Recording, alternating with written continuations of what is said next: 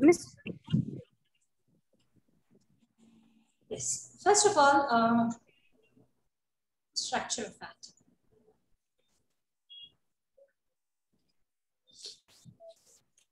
See, earlier, around 400 BC,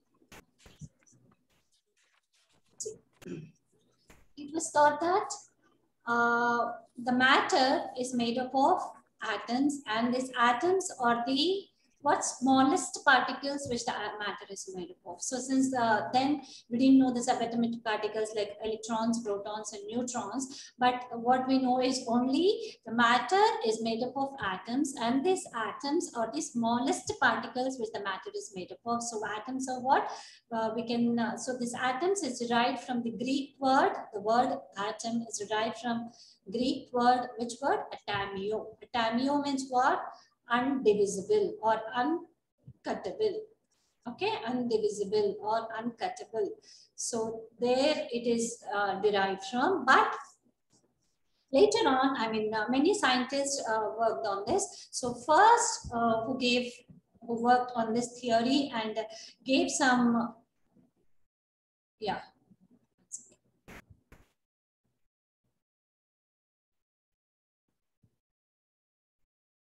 So who was that scientist? It is John Dalton, and the theory which has put forward is Dalton's atomic theory. So according to his theory, nothing much to say. What John Dalton has said, that the same thing again. So this theory has been put forward in 1808. So what he said is, see, the matter again is made up of what? The atoms, and these are the smallest particles which the matter is made up of, which means which are the undivisible or uncuttable, whatever they've found out. The same thing he said, but okay, John Dalton's atomic theory was able to explain a few of the few of the laws. So it could clearly explain law of conservation of mass.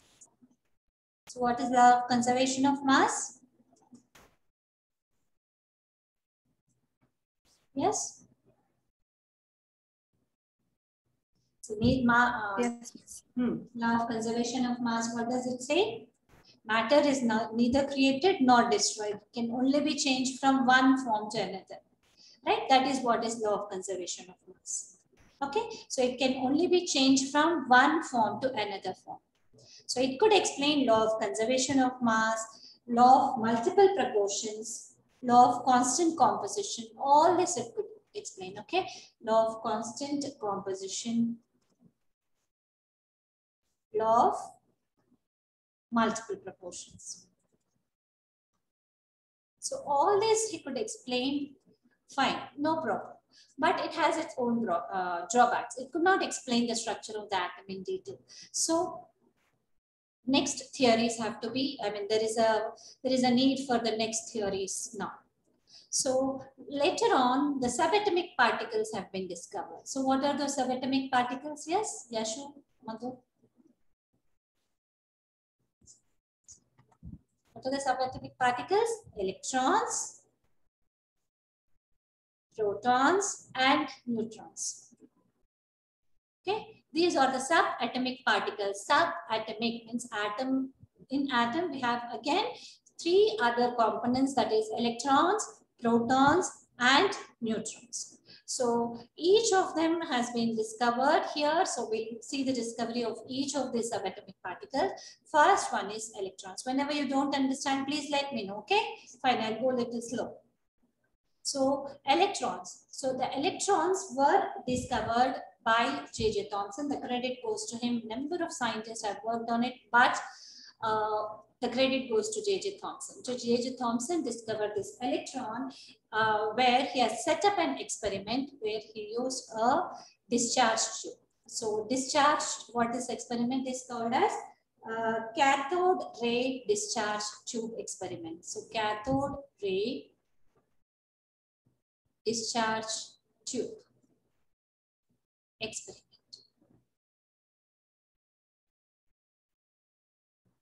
So in this cathode ray discharge tube, first consisted of this, what? Cathode ray tube. So this is a cathode ray tube.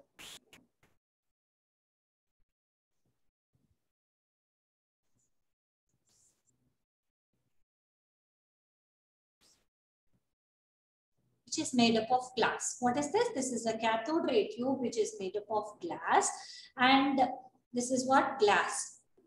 Glass material, cathode ray tube, called as what?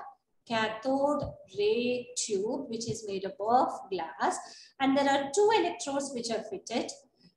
So two electrodes are connected to a high voltage, external voltage. This is a high voltage it is connected to, and this is connected to a vacuum pump. Why vacuum pump? Means we can evacuate the air which is present in it and maintain the pressure. Whatever the pressure we want, we can maintain by evacuating the gas from it. Okay, so it is connected to a vacuum pump, and what is the pressure maintained here? Very low pressure of 0.01 nanometers, mm of mercury, sorry. Mm of mercury is maintained here, very low pressure is maintained, and very high temperature. So very high, very low pressure and very high voltage. So this is what? A cathode ray discharge tube, where it is connected to a vacuum pump. We can evacuate the air which is present inside it and maintain the pressure to be very low of around 0.01 mm of mercury. And this has two electrodes, positive and negative electrodes. So this is a negative electrode, this is a positive electrode, and this is connected to a high voltage so that a current can be passed through. So what is negatively charged electrode called as? Cathode. Positively charged electrode called as anode. Okay, so when high voltage is passed through, there's a EMF is passed through it, what is happening? They observe that stream of particles flow from cathode to the anode. We can observe what? Electric discharge, or some particles are moving from cathode to the anode. This is the direction. Some particles are moving from cathode to the anode, some negatively charged electrode to the positively charged electrode when high voltage is passed through. So what are these called as? He named these particles as cathode rays. Why cathode rays? Since they travel from cathode to anode, he simply named them as cathode rays. That's it. Or cathode ray particles.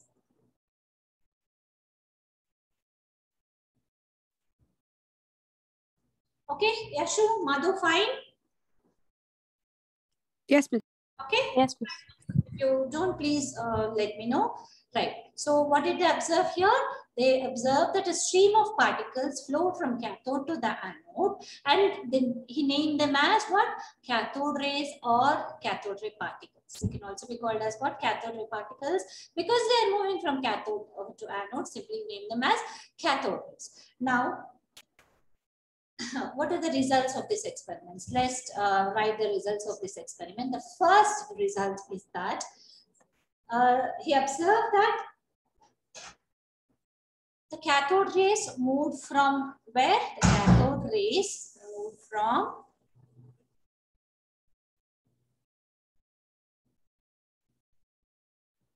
cathode to anode. Okay?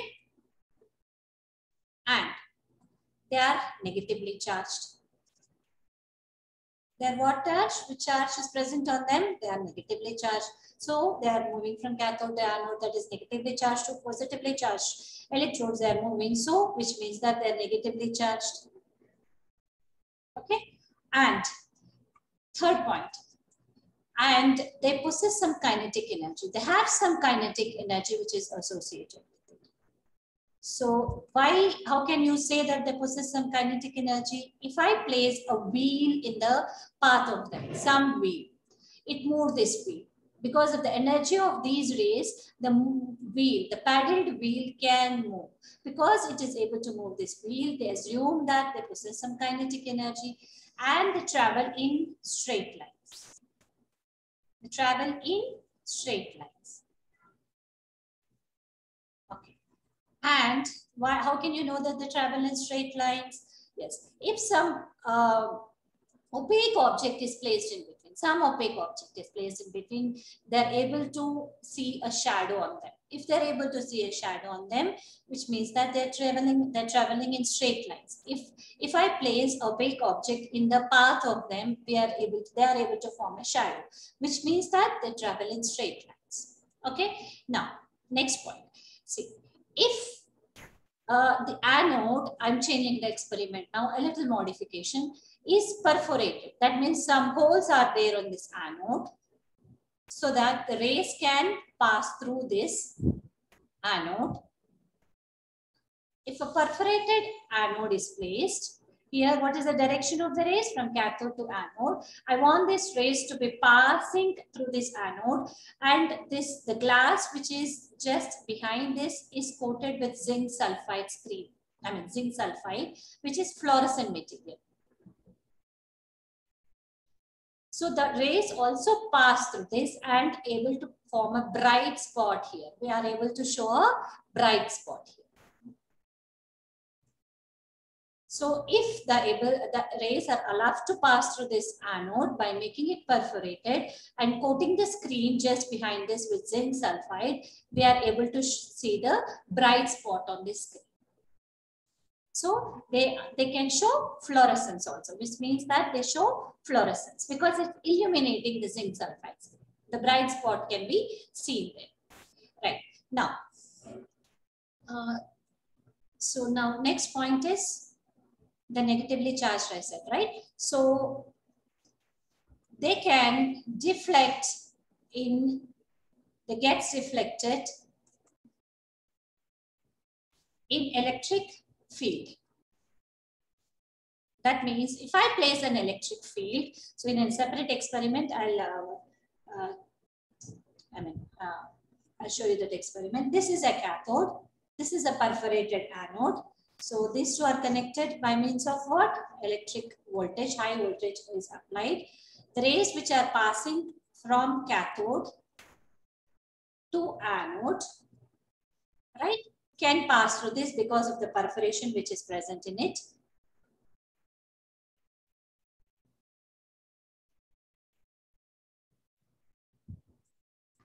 Okay, so now the rays which are passing outside it, now they are placed under the electric field and the magnetic field perpendicular to them. So the electric field is applied just perpendicular to it.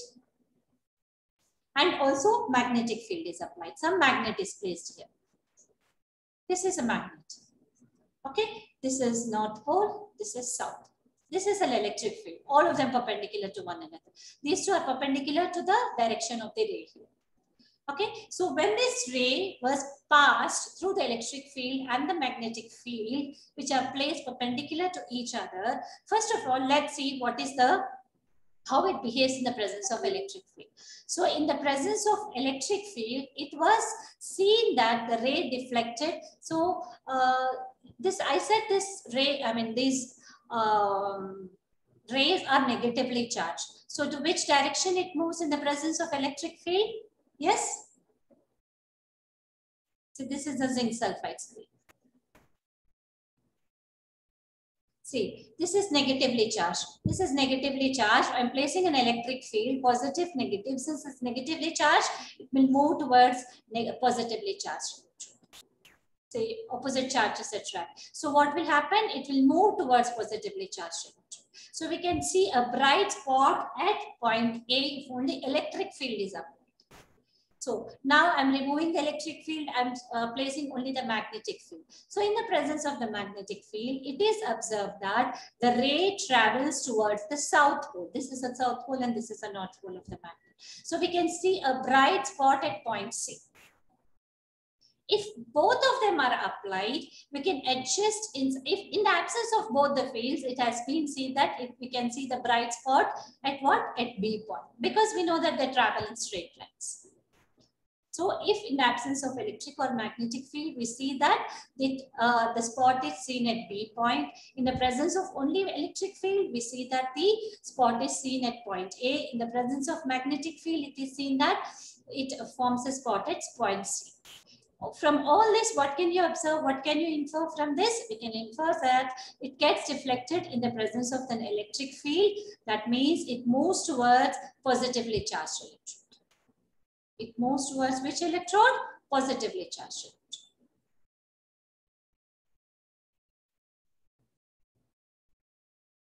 Okay, electron. Okay.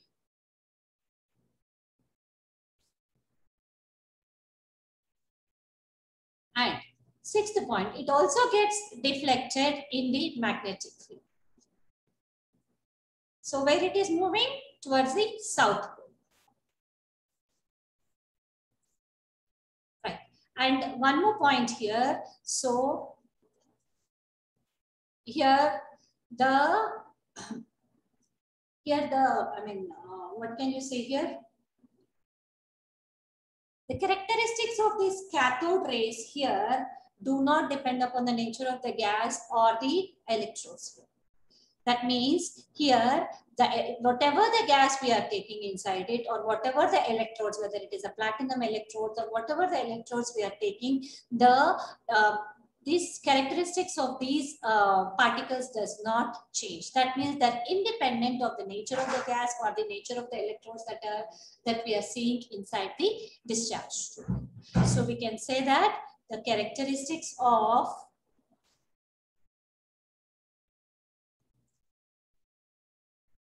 cathode rays is independent of the nature of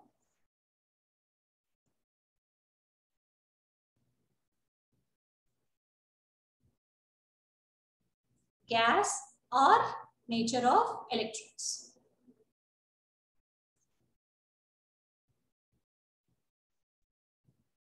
Right? This is what it says. That means from all this, what can you infer?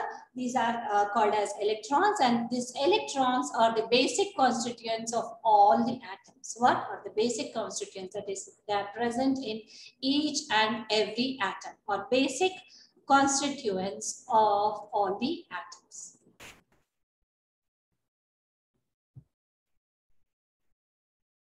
Fine? Ashu? Yes, miss. Okay. Yes. Understood, Yeah. right? Yes, miss. Okay. Now calculating the charge to mass ratio of electron. Charge to mass ratio of an electron. That is, charge is represented, or we can giving this charge by E, mass by M. ME, since ME for mass of an electron, this is the charge of an electron. E for charge of an electron, M for mass of an electron. Okay, right. So he calculated the charge to mass ratio of an electron, and he gave with this particular experiment, what I gave you, the second one, he calculated with this experiment the charge to mass ratio of an electron by varying this electric and the magnetic fields. He calculated what? The charge to mass ratio of an electron. Charge to mass of an electron is how much? 1.758820 into 10 to the power of 11 coulombs per kg. See, this is in coulombs. Charge always in coulombs. Mass is taken in kg. Okay, what it is calculated as? Mass to charge, charge to mass ratio of an electron as 1.758820 into 10 to the power of 11 coulombs per kg. And what are these? Electrons are negatively charged. If electrons are negatively charged, always the charge is given by what? Minus E. So how do you represent the charge on the electron? As minus. Okay. Now, so the charge of an electron, we know charge to mass ratio now. Charge of the electron has also found out by a separate experiment which is carried out by Millikan oil drops experiment. It has been found out that by Millikan oil drop experiment, it has been found out the charge of the electron. That means E of the electron was found out to be how much? 1.602 into 10 to the power of minus 19 coulombs. Since I said electron is negatively charged, always represent this charge as minus. So what is the charge of the electron, which is found out to be minus 1.6 into 10 to the power of minus 19 coulombs. Now, since we know E by M and also we know E, so we can calculate mass, right? Can we calculate mass here? Sure. So ME is equal to E by ME.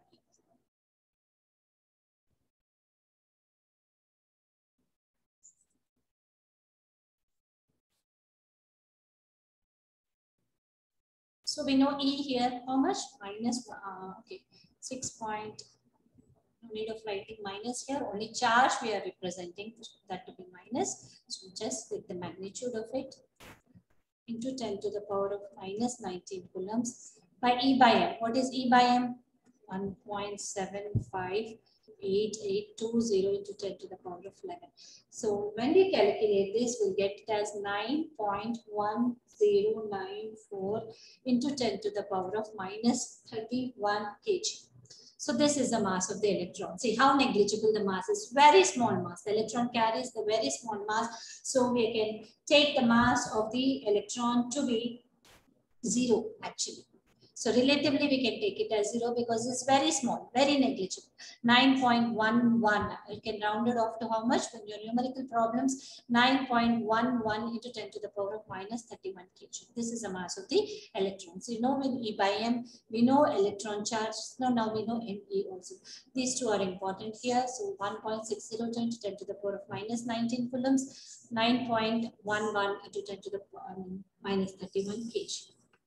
So this is the charge of the electron and the mass of the electron. Okay, got it, Ma? Fine.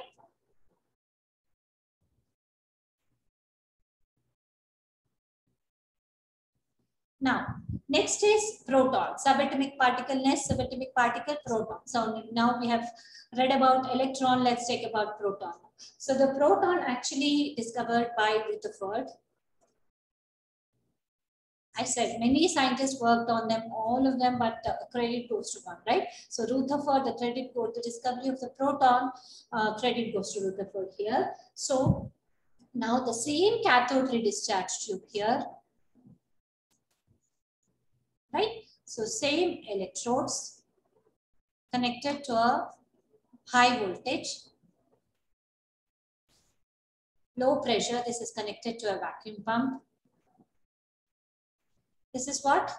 Negative, this is positive. So this is cathode, negatively charged electrode always called as cathode, and positively charged electrode always called as anode. Now we are looking for something which travels from anode to cathode. So this is what? Modified discharge tube experiment. Cathode ray discharge tube. Modified cathode ray discharge tube experiment. So in the modified cathode ray discharge tube, what they do, so they have observed that some rays travel from anode to cathode. There it was from cathode to anode. Now some other rays also travel from anode to cathode. Now when you make this cathode perforated, so instead of anode perforated, so what do we do now? You take cathode to be perforated. So we take this perforated cathode. So here again this one, the glass behind it's coated with zinc sulfide screen.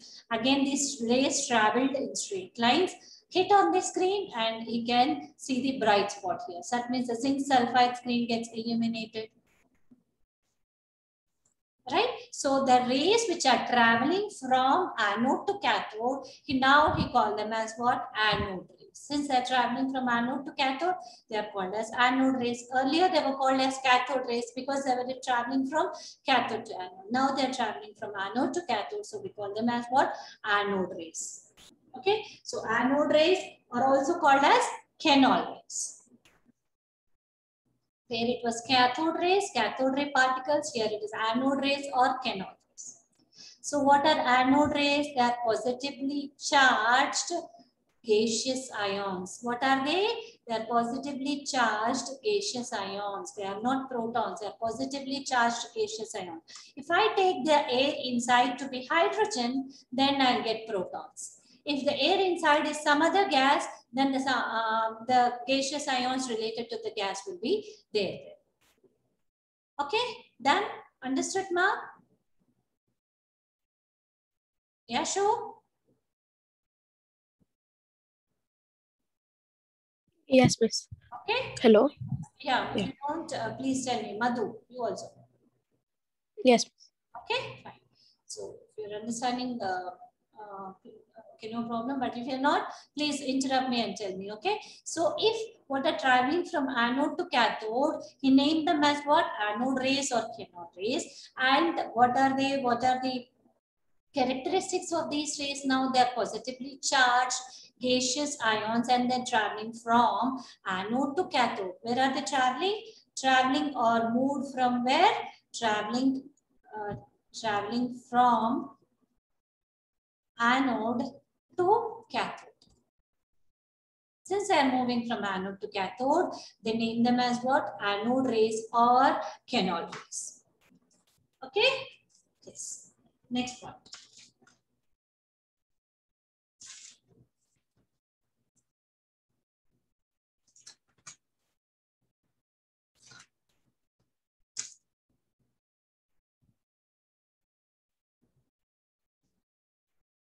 Right. So what are they? Firstly, they are positively charged. They are gaseous ions and they're moving from anode to cathode. And next, the charge of the proton was found out when hydrogen was taken inside. I said, when the gas inside is hydrogen, then that will be a proton. So again, one more thing here. Here, the characteristics of these anode rays were dependent on the nature of the gas we are taking inside it. So what we say here, the E by M of this depended on the E by M, the charge to mass ratio of these gaseous ions is dependent upon what? Is dependent on the nature of the gas. Earlier, it was independent of the nature of the gas and the nature of the electrodes. Here, E by M is dependent on what? Nature of gas, dependent on the nature of gas. Earlier, it was not dependent on the nature of the gas. Here, now it is dependent on nature of gas. That means E by M is different for different gases. It is hydrogen. What is there inside this now? Protons. So he found out the charge of proton. So what is the charge of proton? The charge of the proton is found out to the same as electron, that is 1.602 into 10 to the power of minus 19 coulombs. But since proton is positively charged, we get plus here. There it was minus. Okay, now again, E by M of this is also found out. What is E by M of this hydrogen? E by M of this hydrogen ion is 9.58 into 10 to the power of 7 coulombs per kg. E by M. Now we know E by M and charge, that is E of proton. So from both of this, we can calculate the mass of proton. So mass of proton will be how much? So E by M. So charge of proton is again 1.602 into 10 to the power of minus 19 coulombs. E by M will be 9.58 into 10 to the power of 7. So what do you get here? 1.672 into 10 to the power of minus 24 grams. Or if I take in kg, it will be minus 27 kg. I'll give in kg because earlier I've given in kg only. Okay, so this will be 27.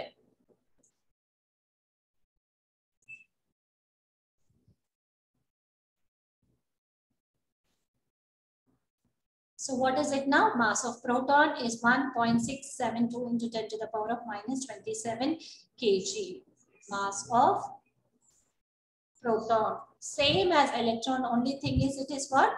No, this is mass of proton is different. The charge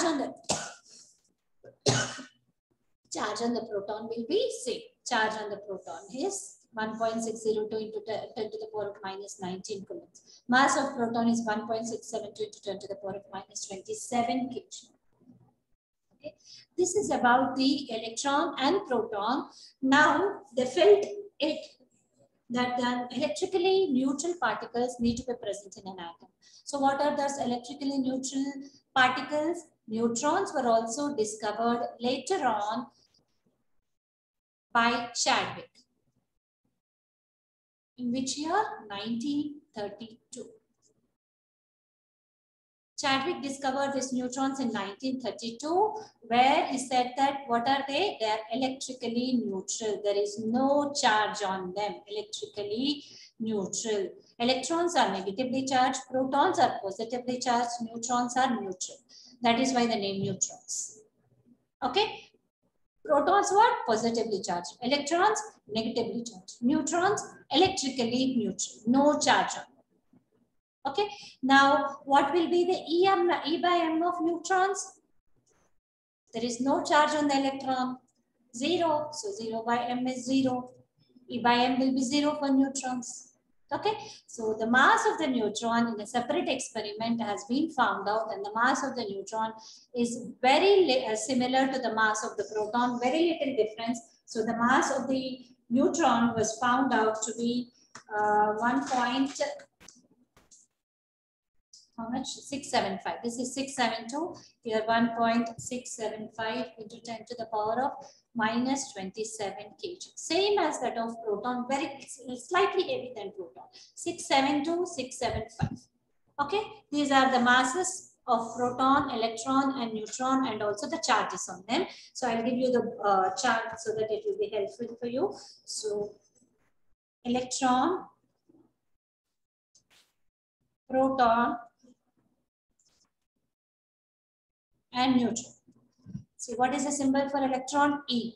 Symbol for proton? P. Symbol for neutron? N.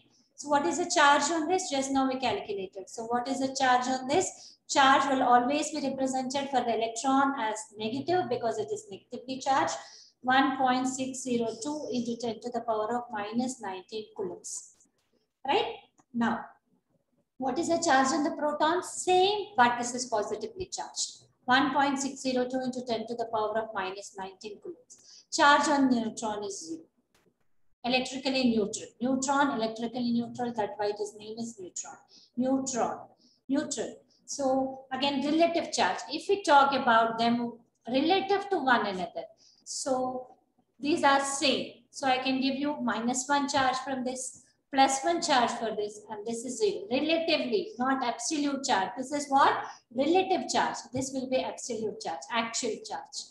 Relatively, if we talk about them, if I give -1 for electron, so in our regular talking, we say that the electron carry a charge of -1. Proton carry a charge of +1. So -1 for electron, +1 for proton, and 0 for neutron. Now, what is the mass of it? Mass also we calculated for electron. For electron, it is said that 9.10 or 9.11, you can round it off to 939 into 10 to the power of minus 31 kg.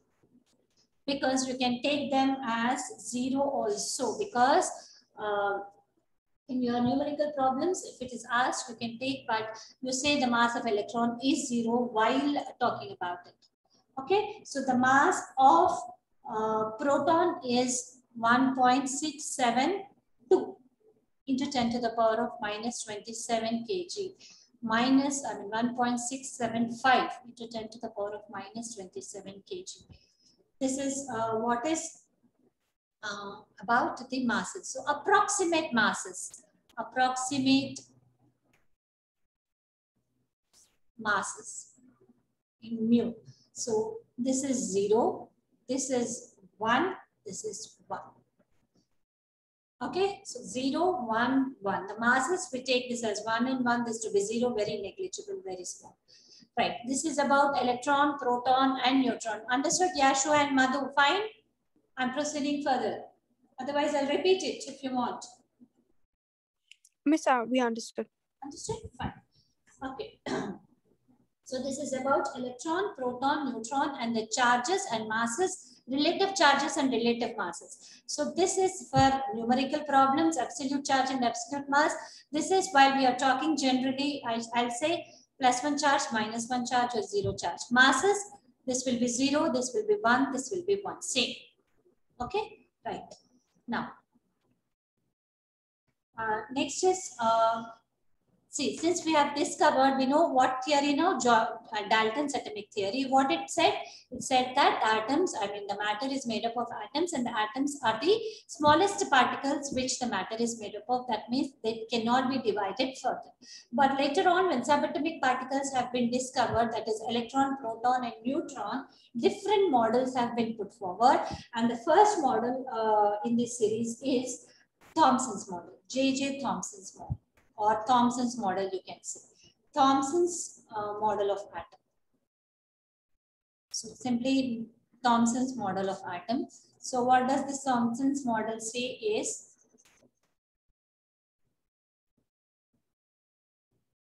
so we know now electron and proton. What Thomson has said is, so if this is an atom, the positive charge is distributed throughout the atom. What is a positive charge? Protons. Protons are distributed throughout the atom and electrons are embedded in this positive charge. Simple. What did he say? The atom, there is a positive charge which is concentrated throughout the atom. So the positive charge is distributed throughout the atom. And the electrons are embedded in it. Maybe you can imagine a watermelon. So watermelon, there is a red pulp inside. So the red pulp, we can assume that to be a positive charge. The red pulp. Red pulp is what? Positive charge or protons. And the electrons are embedded. Electrons are what? Here, black seeds. In the watermelon, we have the red pulp and the black seeds. So the red pulp is what? Positive charge. Black seeds are what? Electrons. So just as the seeds are distributed in this red pulp, here also we can see that the electrons are distributed in the positive charge. That's it. Very simple. So this Thomson's model is also called as what? Plum pudding model. It's similar to a pudding like. So plum pudding model or raisin pudding model, or we can also call it as what? Watermelon model. So because we are assuming, or we can think this to be assuming this to be electrons to be the seeds and this positive charge to be the red pulp. So what he's saying is said that electrons are embedded in the positive charge just as the seeds of the watermelon are embedded in the red pulp. Okay, so here Thomson's model, this is what he said, but there are a few drawbacks for this. So what are those drawbacks for this? So although he could explain the atom, I mean many of the features of the atom, so the drawbacks of this are, what he said is he could not give the overall structure of the atom. So he could not explain the overall neutrality is okay. So he said electrons and the positive charge, the protons, and electrostatic force of attraction between these electrons and protons maintains the stability of the atom. What maintains the stability? Why it is stable? Because electrostatic force of attraction. So this is positively charged, these are negatively charged, always lie, unlike charges that trap. So there's some force of attraction between them, thereby we are maintaining the stability of it. Although it could explain this, it has its own drawbacks. It does not give the structure of the atom very clearly. How the electrons are distributed, all that it could not explain. Okay, so now there is a need for another model here. So the another model which came into forward is Rutherford's model of an atom.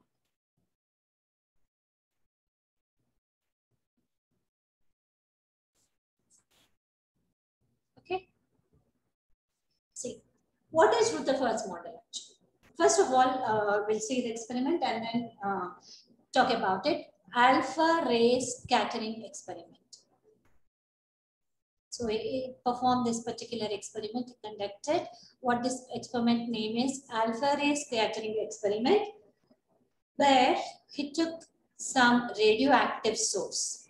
So what is radioactive source here? Which can emit alpha rays. So anything which emits radioactive rays, that is alpha rays, he took this radioactive source so that we can get alpha rays from it. He then pass them onto the gold foil. What is this? Gold foil. Right? Then he kept this zinc sulfide screen just behind it. This is what? Zinc sulfide screen. Or photographic plate. We can simply say that what? Photographic plate. Okay. So what is experimental setup here? He took some radioactive source which could emit alpha rays. The alpha rays are then allowed to fall on the gold foil, and then he kept what? Photographic plate just behind this gold foil. Now he want to study the radiations which came out of this gold foil. So when the alpha rays are passed onto this gold foil, he want to see how this rays will come out of this gold foil and hit the zinc sulfide screen. So what are the observations he took is, what he observed is, so here gold foil is made up of what? Gold atoms. Gold atoms, since that, till then we know only Thomson's model. What Thomson said?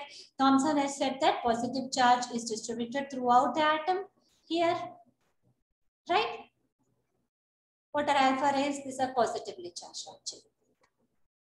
If positively charged particles are hitting this gold foil, now we know that gold foil has gold atoms and all the atoms has a positively charged which is uniformly distributed. What they assumed is the alpha rays has, enough penetrating power. They will stop here a little. They will, take a pause for a small time and then will come out. All the rays which will come out of this will be of the same type. Because here the atoms are of what? The positive charge is distributed throughout the atoms. All the atom is of the same type. We have, uniformly distributed positive charge inside.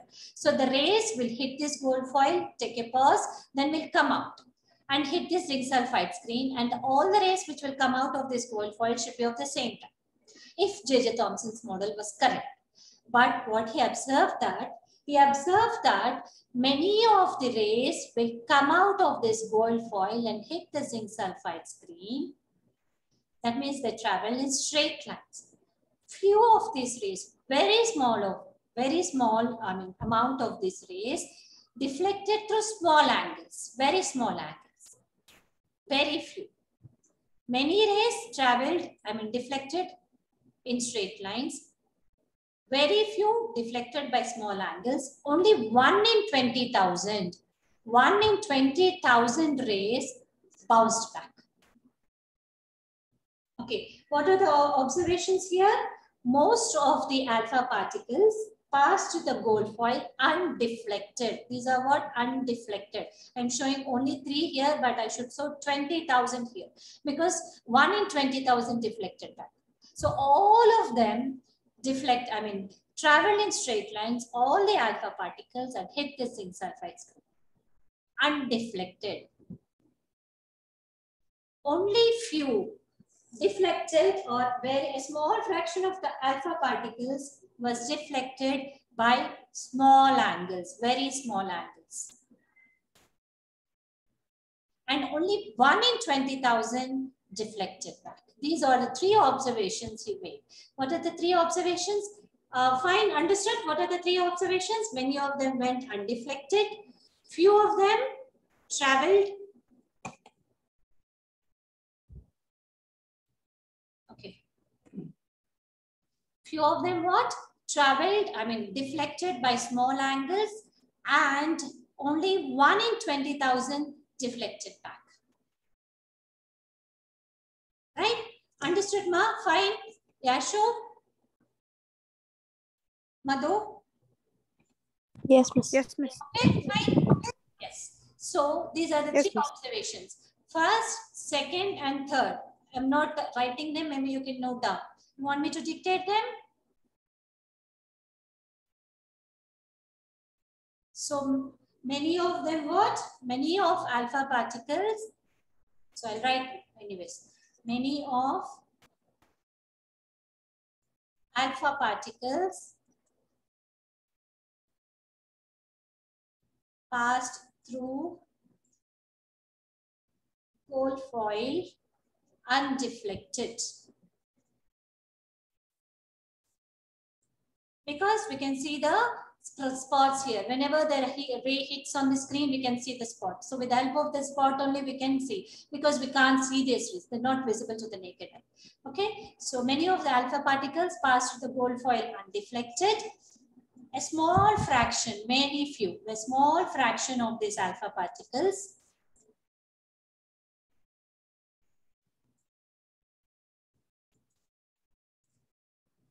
was deflected by small angles.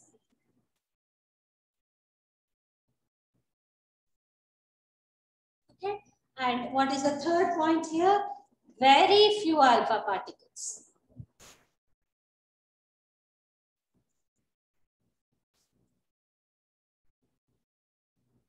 How many? Approximately 1 or 2 in 20,000 particles bounced back or deflected back.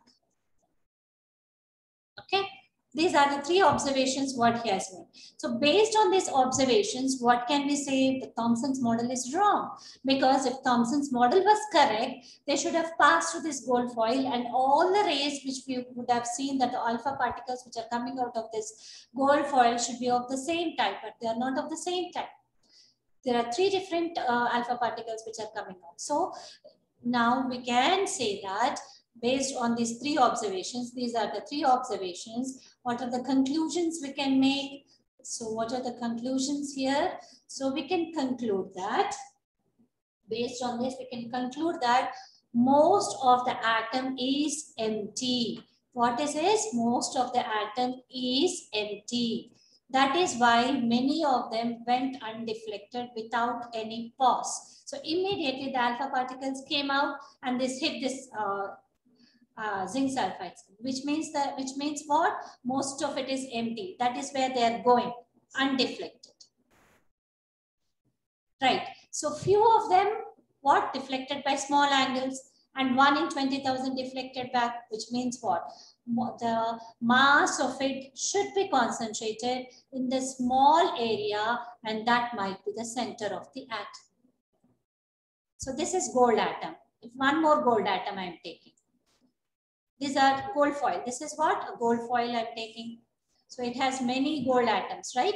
So if it is having gold atoms, the alpha particles, when it is, see here, deflected by small angle. Here they are passing in straight lines.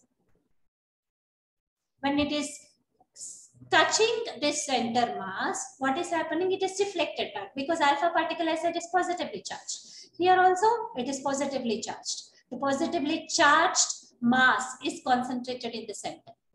We are calling that as nucleus. Now he named it as nucleus.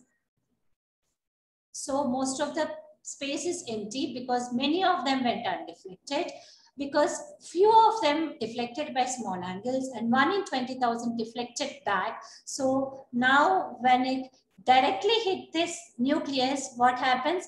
It is deflected back. Because alpha particle positively, this is positively charged, great repulsion here. So it is right away bounced back. When it hits the nucleus, right away bounced back.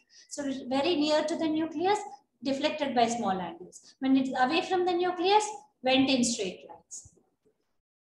Right? So what are the conclusions we can say here? Most of the atom is empty because most of them went undeflected, and the mass of it might be concentrated in the center of it. Right? The mass of it is concentrated in the center, and that we are calling it as what? Calling it as a nucleus. Right? He named it as a nucleus. The mass, where the mass is concentrated, the total mass of it, we calling it as nucleus, and that is positively charged. What is it? The mass is, the nucleus is positively charged because it has protons in it. Okay. Now, what is the next one? Rutherford also investigated, he carried out the experiment further, and he said that the atom, he gave the radius of the atom related to the radius of this nucleus. He said that the radius of the, how much? The radius of the atom is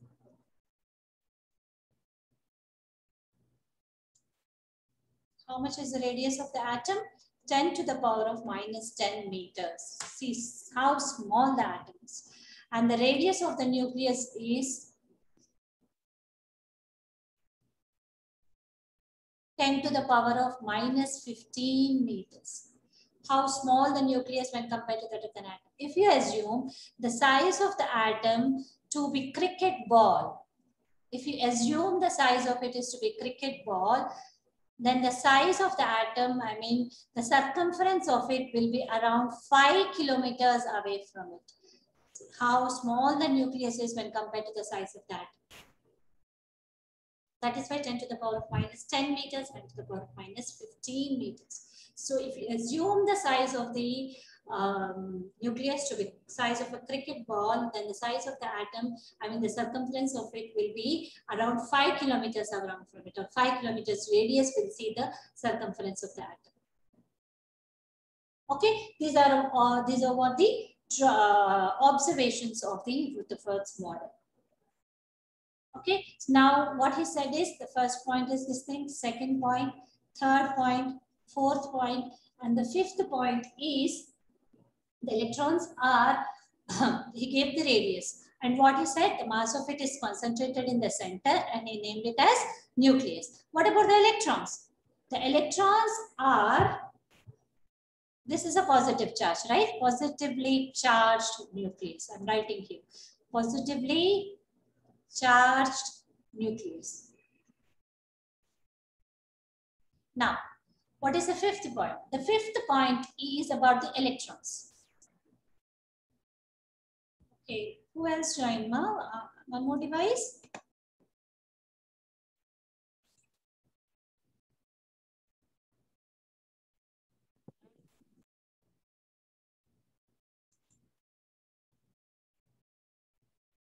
Joined from 2 devices, Madhu.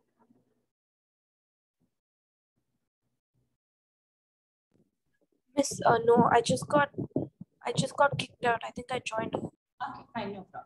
So what is the radius of the atom, and the radius of the nucleus is calculated to be this much. And what about the electrons? Now we should talk about the electrons also. Electrons are moving around this nucleus in a fixed orbits. So what are the electrons are moving around this nucleus, positively charged nucleus in the fixed orbits, or moving around the nucleus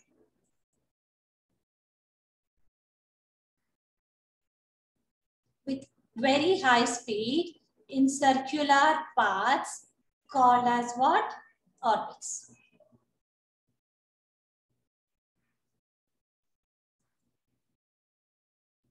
Then this is about the Rutherford's model. And what is maintaining the stability of the atom? We know electrons is negatively charged. We set the positively charged nucleus here. So the electrostatic force of attraction in between the negatively charged electron and positively charged nucleus is responsible for the stability of the atom. So electrons and the nucleus are what?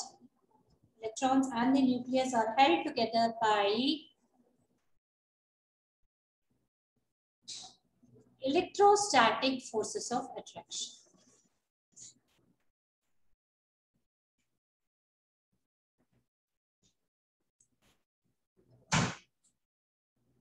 Done? Yes. This is about Yes, first was Dalton's atomic theory. What is said Dalton atomic theory, to sum up, I'm saying all the three theories once. So Dalton's atomic theory said that the atoms are the smallest particle which the atom is made up of, and could explain what? Law of conservation of mass, law of multiple proportions, law of constant proportions. But it could not give the structure of the atom as a whole. So next model again, after the subatomic particles were discovered, that is electrons, protons, and neutrons, Thomson gave a model. What did Thomson has said? Pumpkin model. The electrons are embedded in the positively charged positive charge, just positive charge, just as the seeds are embedded in the red pulp of a watermelon, and the electrostatic force of attraction in between this positive charge and the negatively charged electrons is responsible for the stability of the atom. Now, next model is Rutherford's model. He conducted this alpha scattering experiment, and based on that, he gave the model of the atom, which says that the positive charge is not concentrated throughout the atom. It is concentrated only in the center of the atom, which he named it as a nucleus, and it is positively charged. And the electrons are revolving around this nucleus in the circular path, called it as orbits. What are these called? These are called as orbits. This is a positively charged nucleus. These are the electrons are revolving in the orbits, right? And the electrons are held in space, in place, in its orbits because of the force of attraction in between the negatively charged electrons and the positively charged nucleus. This is what is Rutherford said, and he assumed this to be, he just, resembles the solar system, right? It resembles the solar system. So what is solar system? In the center, we have the sun. In the sun, we have the planets which are revolving around this in fixed orbit, circular paths. That is why he said that the structure of the atom resembles the planet, solar system. So this is the sun, the centrally placed sun, and these are the planets which are revolving in the circular paths around this sun. Okay, so let's do the drawbacks and end the class. Okay, so what are the drawbacks of this? Yes, it has drawbacks. If I say, what are the drawbacks of this Rutherford's model? What is said is, actually, there is a nucleus, right? There is electrons which are revolving around this. If electrons are revolving around the nucleus, they are under acceleration, right? Any particle which moves or any body which is moving in a circular path is under acceleration, right? Is under acceleration. And if any accelerating body or any charged body moving in a circular path will emit some radiation, we are calling it as electromagnetic radiation. So what is it emitting? It is emitting electromagnetic radiation. When it emits electromagnetic radiation, it is losing its energy continuously. If the electron is losing its energy continuously because it is circular motion, it is under acceleration, so it will losing its energy, it will spin spirally and finally fall into the nucleus. That is what atom is collapsing. So if you are assuming that electrons are revolving around in a fixed orbit, so then any charged body in motion or in acceleration, and it will lose its energy continuously, and if it is losing its energy continuously after emitting this electromagnetic radiation, will finally fall into the nucleus and atom will collapse. But atoms are stable, and this will happen only in 10 to the power of -8 seconds. So we will not see the existence of the atom at all, because even if it exists, if this is what is happening, it will collapse in 10 to the power of -8 seconds. So there is no significance of talking about the existence of the atom at all if it is collapsing in 10 to the power of -8 seconds. So this is what, this is a drawback of what? Rutherford's model. This is the first drawback. Second drawback is it could not explain the electronic structure. It just said that the electrons are revolving around the nucleus, but how they are distributed, how these electrons, if there are many electrons, how they are distributed in the single orbit or many orbits are present, what is it? So it cannot give the electronic arrangement of electronic arrangement and the energies. It could not give because of these two drawbacks here, there is a need for one more theory. Okay, this is about Rutherford's model and its drawbacks. So, shall we end the class now? Fine? Yes, miss. Okay. Tomorrow again at 3 o'clock we'll meet. Okay, fine? Sorry, miss? Yes. Tomorrow the class will be at 3 o'clock, right? Every day you want it at 3 o'clock. Yes, miss. Okay. Yeah. So, should I Thank you, miss. record a meeting or did you record by yourself? Miss, I think you have recorded the meeting. Yeah, I'll send this. Fine. Okay, miss. Thank you, Miss. Thank you, Miss.